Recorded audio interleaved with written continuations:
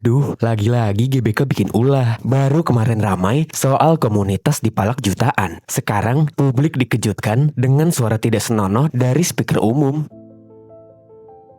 Sabtu, 12 Juli 2025, pengunjung GBK dikejutkan dengan suara tidak senonoh yang keluar dari speaker umum. Suasananya mendadak bikin canggung. Orang-orang berhenti olahraga, saling pandang, dan sebagian merekam. Pihak pengelola GBK langsung minta maaf. Katanya, ini akibat kelalaian petugas yang memutar playlist dari platform musik berbayar tanpa dicek. Setelah satu playlist habis, sistem otomatis memutar audio lain yang ternyata suara wanita yang sedang nggak tahu deh itu lagi ngapain. Pertanyaannya, kalian percayakah dengan alasan ini? Yang membuat publik makin geram, ini bukan satu-satunya masalah. Beberapa waktu lalu, sebuah komunitas yang rutin berkumpul di GBK justru ditagih 1,9 juta hanya karena pesertanya dianggap terlalu banyak. Baru saja publik dibuat kecewa soal komunitas yang ditagih biaya. Sekarang harus menerima kejadian memalukan dari speaker umum. Dua permintaan maaf dalam waktu yang nyaris berdekatan. Masalahnya bukan cuma soal teknis, tapi soal bagaimana ruang publik ini dijaga dan dikelola. Kalau ruang sebesar GBK masih dikelola seperti ini, masih layakkah disebut milik publik? Atau justru perlahan berubah jadi tempat yang makin menjauh dari warganya sendiri? Kalau warga udah nggak nyaman, jangan salahkan siapa-siapa kalau GBK mulai sepi. Dan pelan-pelan pemasukan pun ikut hilang.